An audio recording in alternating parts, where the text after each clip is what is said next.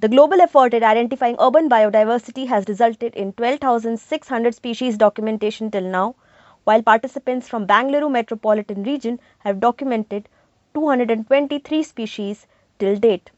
There is a community involvement in documenting the urban biodiversity, which is very poorly documented in India, and one of the best ways to do this is to get people involved. Cubbon Park, students to senior citizens documented butterflies, trees, ants, birds, spiders, etc.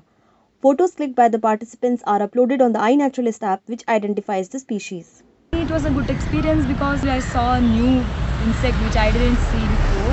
I have uploaded in the app so that I can get the name. Some citizens have already been associated with citizen science and had more observations.